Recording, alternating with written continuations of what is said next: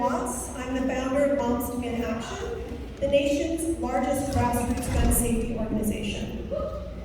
Following the horrific mass shootings in Buffalo and Uvalde and all of the countless incidents of gun violence that tears apart our communities in this country, Americans are rising up and demanding more than thoughts and prayers from lawmakers. Thankfully, lawmakers at all levels of government are stepping up to address this epidemic that kills over 110 Americans every day and wounds hundreds or more. In fact, gun violence is now the leading cause of death among American children and teens. We know these laws save lives. And we know that Moms Demand Action and Students Demand Action volunteers, especially our legislative lead, Jennifer Boylan, along with Rhode Island Coalition Against Gun Violence and survivors, will never stop working to pass legislation that saves lives. You have been relentless and selfless and tireless in your advocacy in Rhode Island.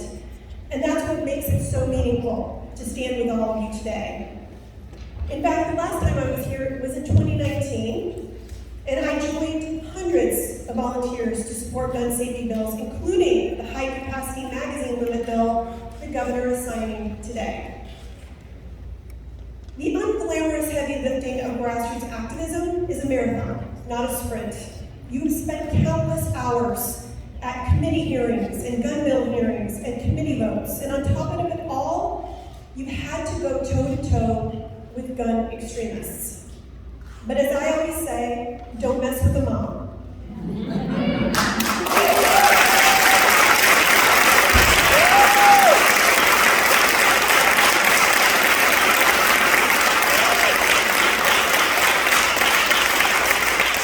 We will always fight like hell to protect our communities and our families, and we will never give up, and if you close a door, we will come in the window.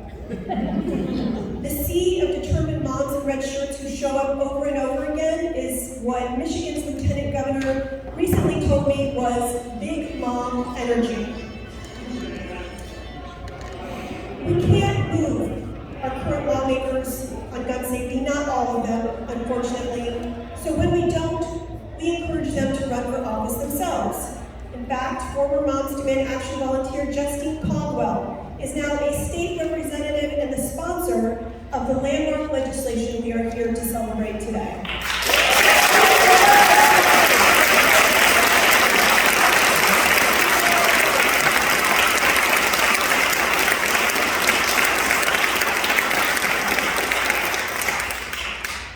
Thank you, Representative Caldwell. I want to thank our partners in the community, our leaders in the General Assembly, Governor McKee, and all of Rhode Island's general officers. We are grateful for the bold leadership of Speaker Shekarchi, President Ruggiero, who navigated very complicated dynamics in all of their chambers and never wavered in bringing these bills to the floor for a vote. We also owe a debt of gratitude to the Attorney General, Norona, Lieutenant Governor Matos, Senate Majority Leader McCaffrey, Chairs Coyne and Craven, Whip Goodwin, Representatives Caldwell, Felix, and Tansey for championing these bills.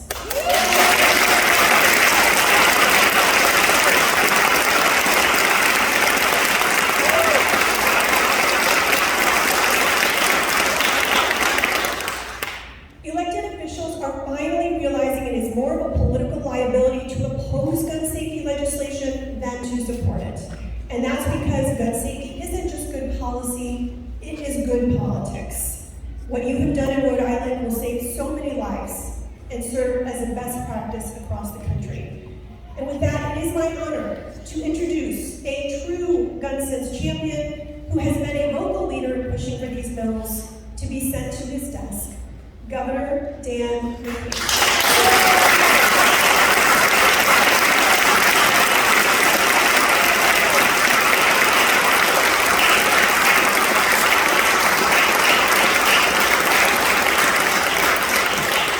Today is about taking action and saving lives. It's about coming together and stepping up to protect the people of the state of Rhode Island. And this doesn't happen without a strong team. So I want to thank, please bear with me, but There's been many, many people and many organizations, Shannon, that have really stepped up here in Rhode Island, as you recognize. So to all the advocates, to Shannon, founder of Moms Demand Action, to Jennifer, with our local Moms Demand Action in Rhode Island, and all the people who are here, proudly wearing the red shirts. Rhode Island General Officers, House Majority Leader Blazewski, Senate Majority Leader McCaffrey, Senate Majority Whip Goodwin, thanks, Mary Ellen.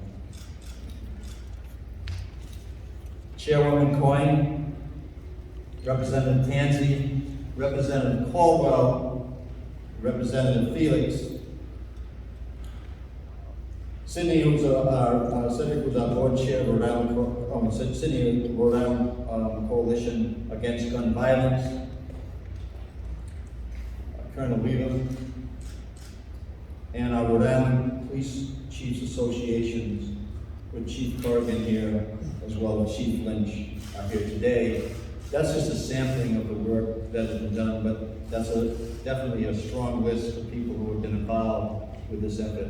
So give all of yourselves a really...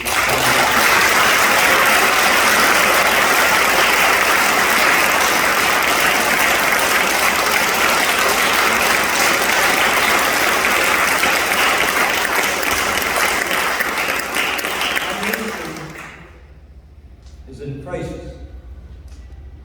And I would say, I was talking to Shannon earlier today about it takes people to really be advocating, unfortunately, over a long period of time to actually get things done. It's the work that is done over a period of time that puts you in a position where you can take advantage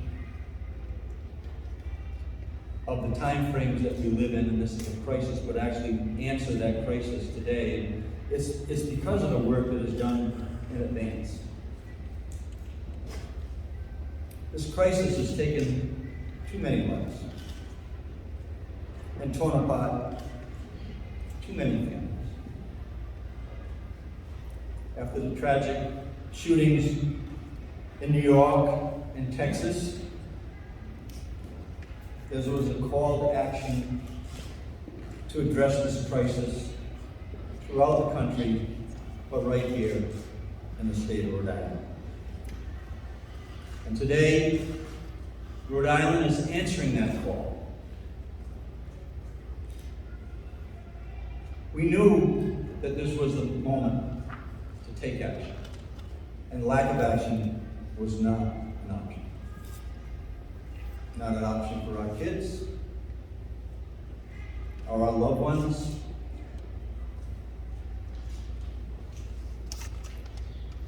Thanks to all of you today, we're taking action and saving lives.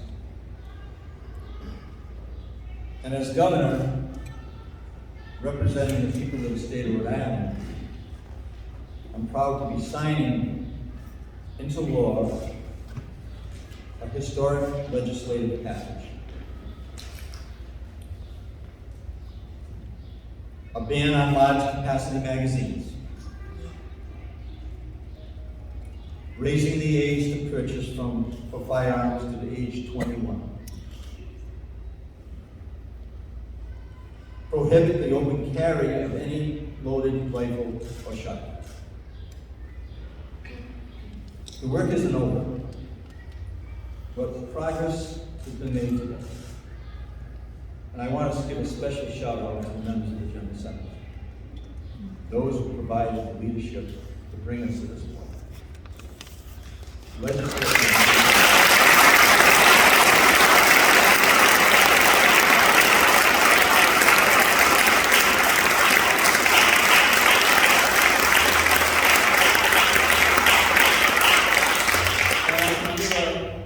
If I could say to personalize this as well, I want to thank the moms who demand action on behalf of all the dads that are with you and have been strong about it. And many of those are in our General Assembly, both moms and the dads.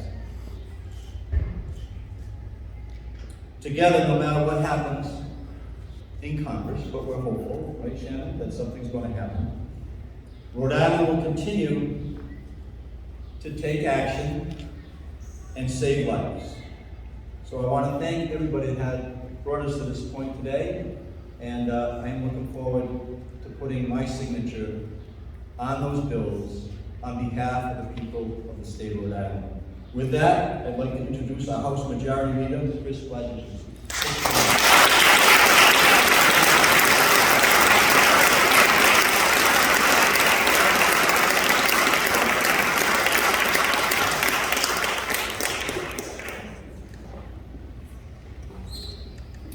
Ladies and gentlemen, thank you so much for joining here today to sign into law this important package of gun safety legislation. I'd like to start by thanking the sponsors of these bills.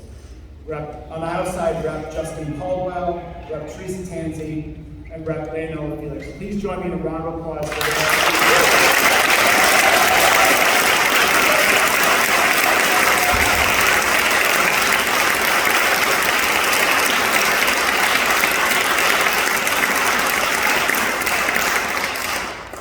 Ladies and gentlemen, I'd also like to thank our House Judiciary Committee, Chair Robert Craven, Vice Chair Carol McAtee, and Vice Chair Jason Knight, who stewarded these bills through the committee process. Additionally, I'd like to thank my partners in House leadership, in particular Speaker Shikarchi, Whip Kazarian, and Floor Manager Edwards, who got these bills over the finish line. Ladies and gentlemen,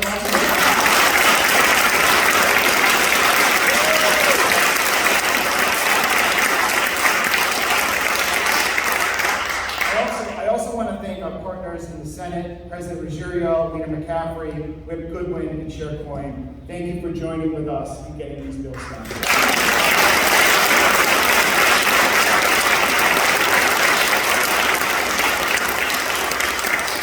I also just want to recognize some of my colleagues that are here today to join and have been supporters of these bills from the beginning. Rep. Michelle McGaugh, Liana Kassar, Rep. Greg Abore, Rep. Brandon Potter, and Rep. Deborah Gio. Please round of applause.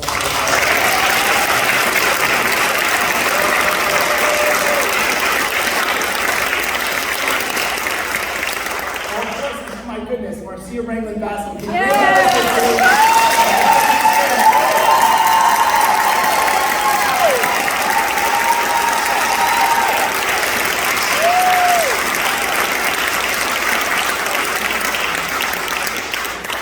Thank you, Teresa. To me, ladies and gentlemen, while this may be a celebration, today is also a solemn reminder of what brought us here today. I was in high school when Columbine happened. That day in 1999 shook the country, but it did not stop the violence.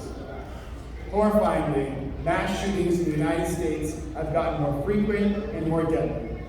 Las Vegas, Orlando, Virginia Tech, Sandy Hook, Parkland, the list goes on and on. And more recently, Buffalo and Uvalde. Every day I walk my daughter to her elementary school. Our morning conversation is the highlight of my day. I drop her off at the front door and give her one last wave goodbye as she turns the corner to her classroom. After the events of Robb Elementary School on May 24th, on the next day and for the rest of the school year, as I turned to head home, I just kept thinking about those grieving families in Texas who don't get to have that same morning conversation ever again. And while our federal government remains divided and unresponsive, today, ladies and gentlemen, we take action through common sense legislation aimed at preventing such terrible acts of violence from happening here in our state.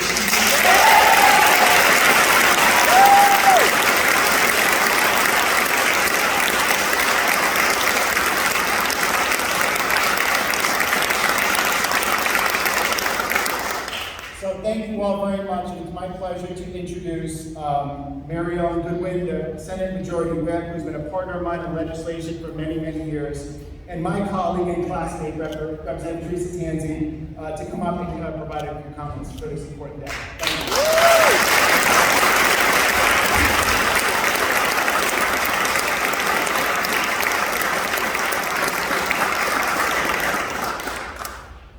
Thank you and good afternoon. many of us here in the Rhode Island General Assembly. Let me just say that I want to take this opportunity, not to go over the details of the bill. I think that the majority leader in the House pretty much surmised the bills and all of their good work that we hope will happen here in Rhode Island. But let me take this opportunity to thank my counterpart,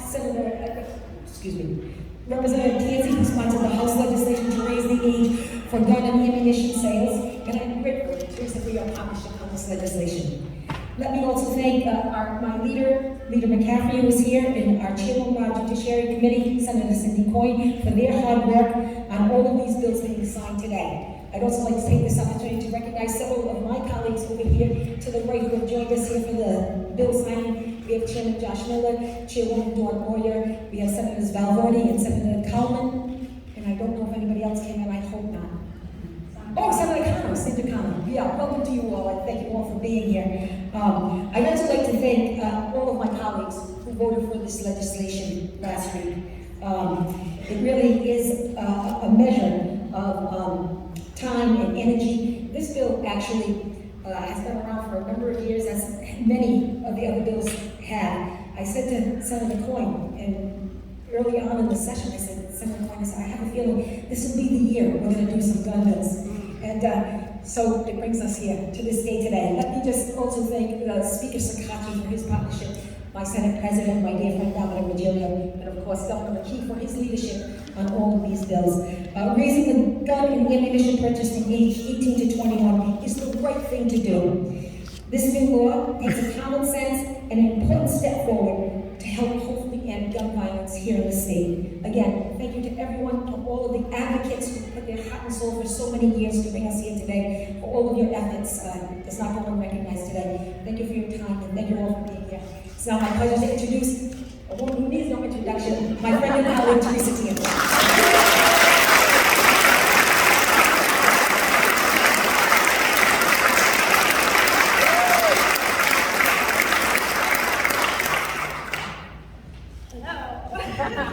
This is overwhelming. This is wonderful. This is a joyous moment. But it's this moment that brings joy. It's everything else around it that has been really, really hard to take. The real reasons that led us to this day. I want to thank the survivors who are in this room today. I want to thank you for your courage, for constantly showing up, for speaking out, no matter how difficult it's been to relive those moments. It's unfortunate to say that we have more and more survivors every day in this country, and we mourn not just for the loss of life, but we mourn for those who have been impacted by it, who survive. The people who survive have a lifelong battle as well to endure. And I just want to take a moment to thank all of those who are here and acknowledging how difficult that is.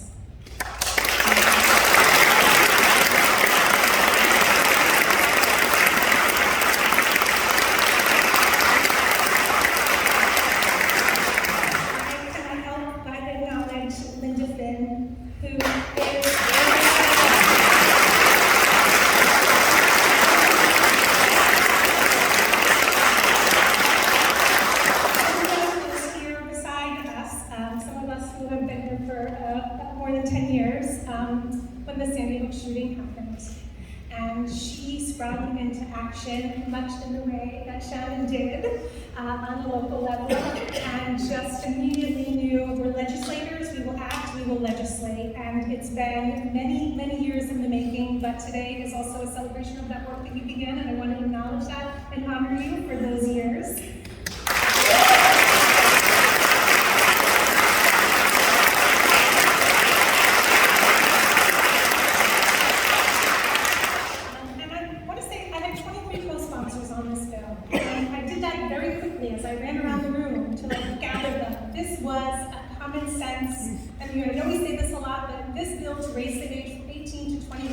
Was about as basic as it gets.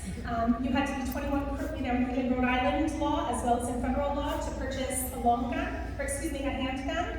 And for whatever reason, when we, modified that law, or wrote the law originally in the 50s, late 50s, we left long guns open for a reason, right? They were not the high velocity, they were not the type of gun that's available commercially on the market today. And so after years of allowing that loophole to carry on, I'm very proud to say that this is the year that we've done it. Now that's the obvious part about this bill, the one that everyone kind of gets a sense of, but we've gone one step further on this legislation. We've made it mandatory now to have a blue card or an orange card in order to purchase ammunition.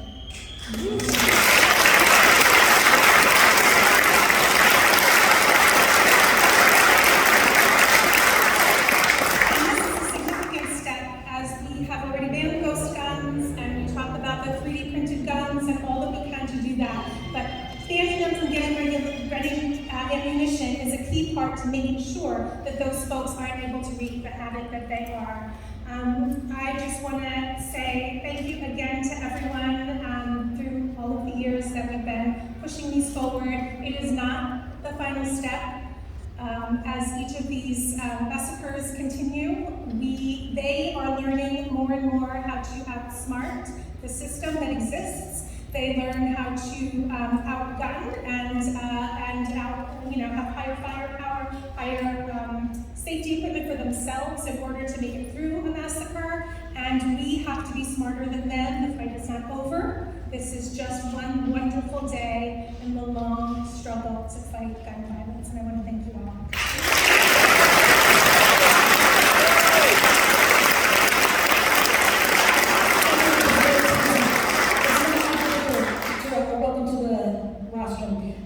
My friend and colleague, Senator Cindy Coyne, and Representative Justine Caldwell.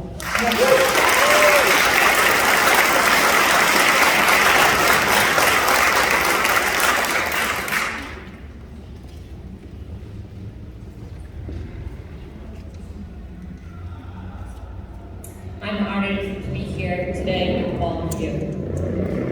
As a mom of 4 children, a retired member of law enforcement, and a responsible legislator, this is an especially proud moment for me. Public safety has always been a central focus of mine here in the Senate. The large capacity magazine ban that I proudly sponsored with Representative Caldwell is another important step forward in keeping Rhode Island safe.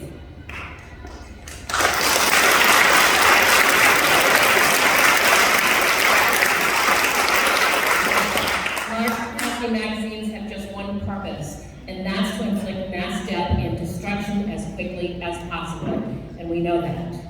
They have no place on our streets or in our society.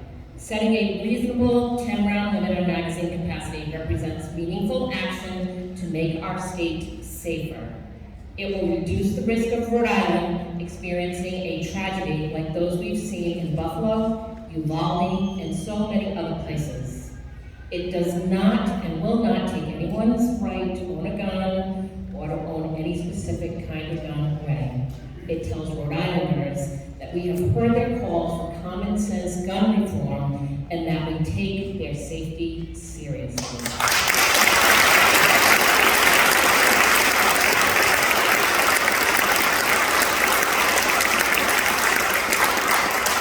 I want to thank the Senate leadership, President Ruggiero, Leader McCaffrey, and Whip Goodwin for their extraordinary efforts to get this bill to the floor for a vote just 1 week ago today.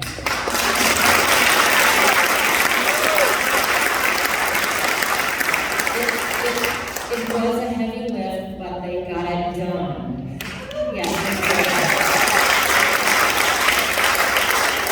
I also want to thank Leader McCaffrey and Whip Goodwin for their sponsorship of the other important gun bills that are being signed by the governor today. And thank you, Governor Key, Speaker Shikachi, Leader Bojazinski, for your support of common sense gun safety legislation. And also thank you to all of our colleagues who supported taking these necessary steps to get them to the floor, voted on, and today here to be signed.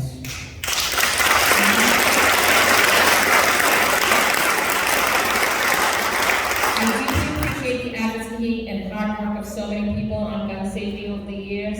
Moms Demand Action, Rhode Island Coalition Against many, many more. Being part of a legislation like this has been a true highlight of my service here in the Senate, and let's continue working together to build a bright, safe, and prosperous future for Rhode Island.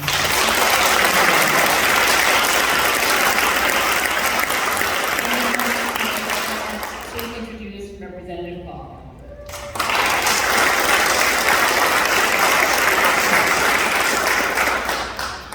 Thank you, everyone. I think we can all simply say Chairwoman Coyne knows how to lead on top. Can we give her a round of applause?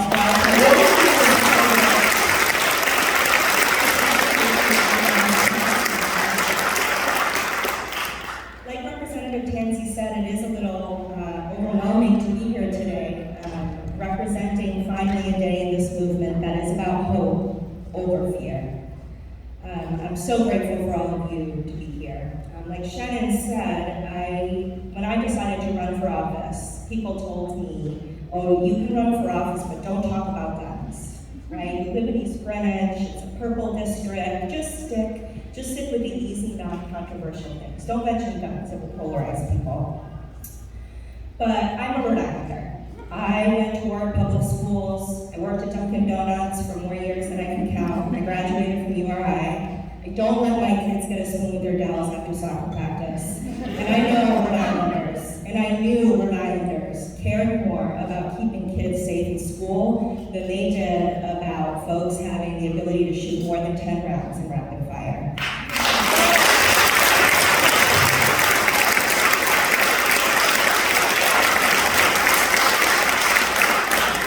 And so I'm so pleased that we're here today to sign this bill, and so that we can help our kids no longer live in fear, not just while they're in school, but as they grow up.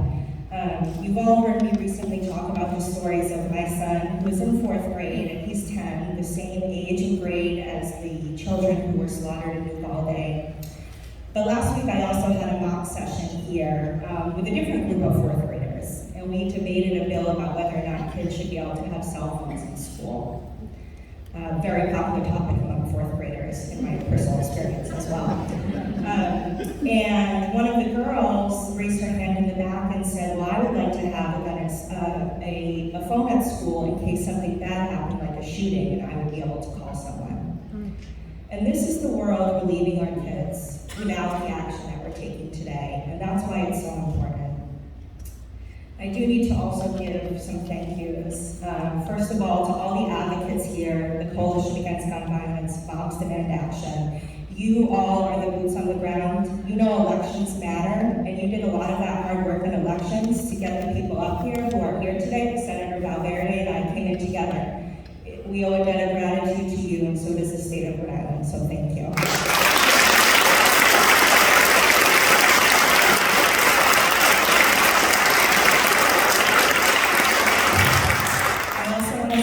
Every single one of my House colleagues who supported this bill, not just the ones who pressed green, but when you look around this room, you're going to see the people who were fighting for these bills longer than I've been here, will fight for more bills probably long after I'm here, and did the hard work of talking to leadership, having difficult conversations with our colleagues, and having difficult conversations all day, every day to make sure this bill passed.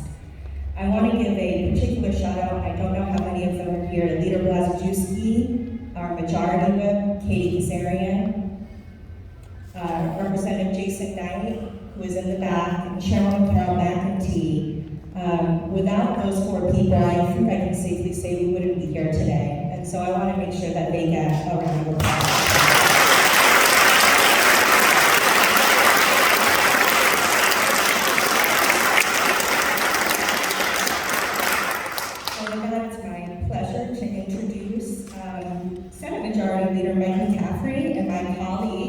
Freshman of the year, I guess, Representative Leonie LaFelix.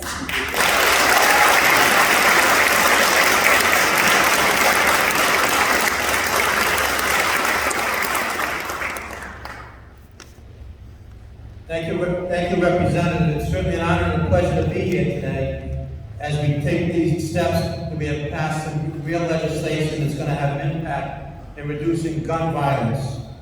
The bills follow a number of mass shootings, but they are not a reaction. We have been working on these bills all session, Chairwoman Coyne has been working since day one on these bills to develop and improve them over the course of the year. And she's going to be sorely missed next year when we might vote because she decided not to run for re-election. And she deserves a round of applause.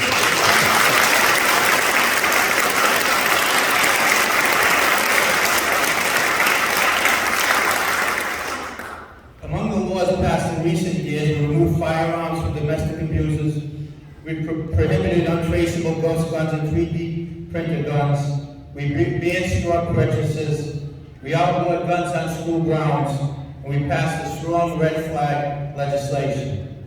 I want to thank Majority Whip Goodwin's, Senator Coyne for their hard work on all these issues, as well as work on other bills that are being signed here today. These bills wouldn't have happened if it wasn't for my colleagues in the Senate who worked on these bills and encouraged their passage over the years and had the courage last week to take the right vote at the right time. But like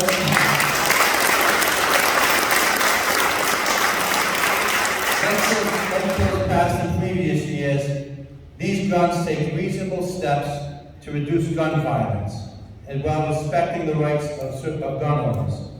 The bill I sponsor, which prohibits the possession of loaded rifles and shotguns in public, is another example of common sense step to reduce likelihood of gun violence in our state. By simply asking gun owners that when they transport their weapons, transport them safely and appropriately. It takes away no one's right to own a firearm or defend themselves. We all deserve to feel safe in places like grocery stores, schools, churches, and out in the park. And carrying loaded rifles and shotguns in these public areas creates immediate and unnecessary danger to others. These are emotional issues, and certainly we had a spirited debate in the Senate. While the process had its challenges and moments of disagreement, I hope all Rhode Islanders have a different takeaway. At a time when so many questions are raised as whether or not government can work, we have shown how much government can accomplish. The General Assembly acted and passed these legislations that an overwhelming majority of Rhode Islanders wanted. And I want to thank Governor McKee for your hard work, Speaker Sakachi, and our Senator Ruggiero, and colleagues in the House and Senate on both sides who took the time to participate in this process. And I want to certainly an honor and pleasure to be here for this bill signing. And I want to introduce to you the Rookie of the Year, Representative Fearless.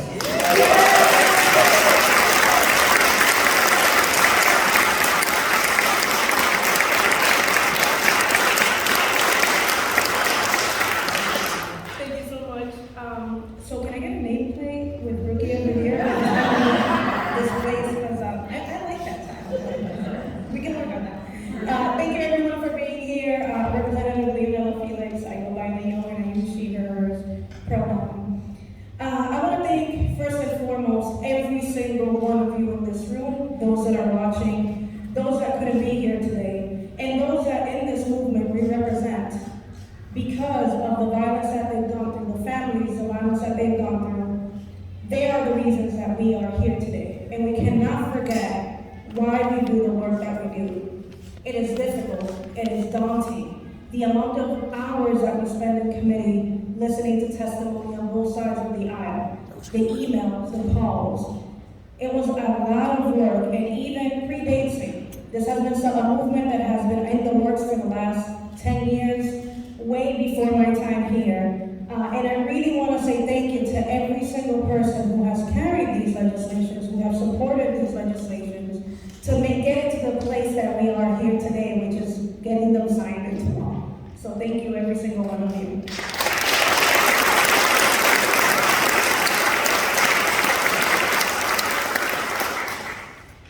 So as we said, this legislation will close a really dangerous loophole in Rhode Island law that allows the open carry of loaded shotguns and rifles in public. And this is known as open carry. And as many of you know, and as we all witnessed in the last year, we witnessed a lot of armed protesters out there openly carrying weapons at various protests across the country. But unfortunately, this is nothing new. We've seen this before because armed extremists have long used firearms and permissive open carry laws to threaten and intimidate others at rallies, at churches, at electoral campaigns, offices, and many, many more places. These intimidation campaigns can be mounted because in most states, like here at home, it was perfectly legal to carry loaded shotguns and rifles in public, until today. Allowing the open carry of firearms is a dangerous policy that is opposed by law enforcement and the public as a whole. And that's because we know, the data shows that having a visible gun has been found to make people more aggressive, which means that it makes it more likely in a disagreement to end violently. So it also creates substantial confusion for law enforcement officers when they're trying to address a crisis, impeding their ability to really protect our communities. And we saw this in 2016 in Dallas, Texas, when law enforcement officers were not able to distinguish between people who were openly carrying lawful firearms between the people that were responsible for the attack. So this is a common sense approach to an issue that has long plagued our communities. Finally, as Leader McCaffrey said, this is a reasonable restriction entirely consistent with the Second Amendment. So we shouldn't wait for a tragedy like has happened, like has been mentioned, across the country to happen here at home for us to take action. And I am really, really proud that we did not wait, that we got it done this session and did not wait 1 more year.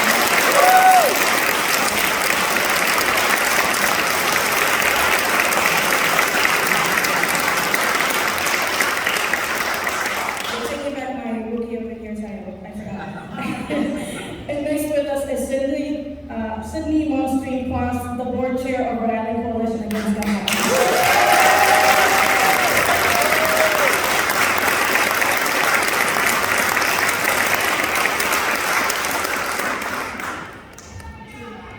Thank you all for being here today to share in the powerful success of our collective efforts.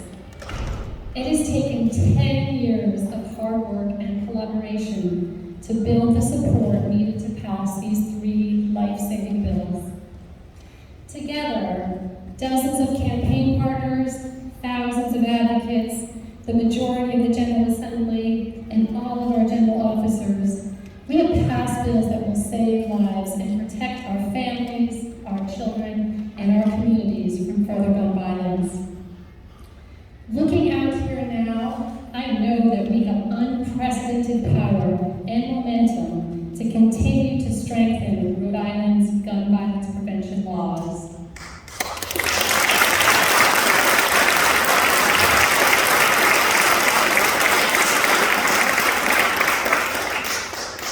We are making history in Rhode Island in this small but feisty state. We are a beacon of hope for the rest of the country and leading by example.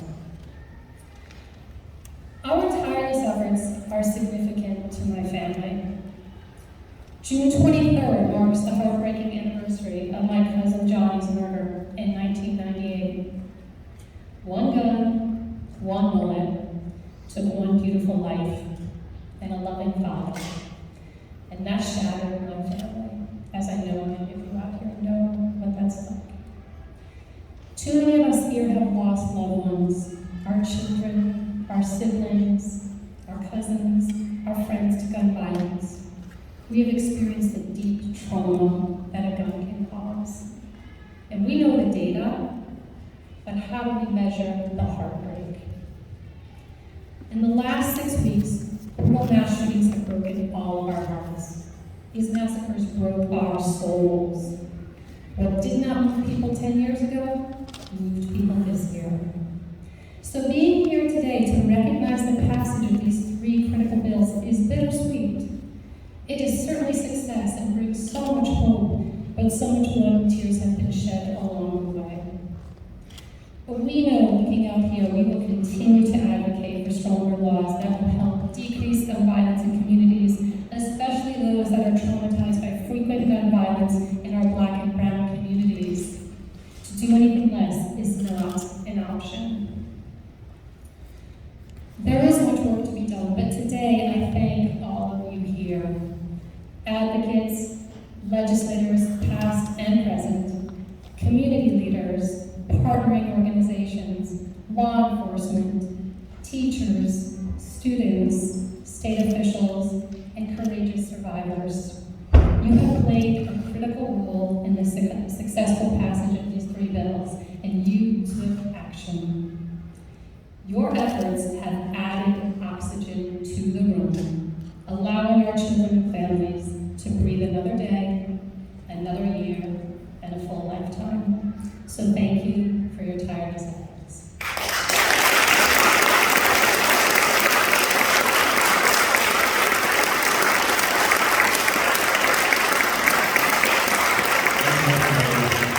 We're going to take 90 seconds and reset the front of this room. So if I could ask folks who are sitting out there to remain seated.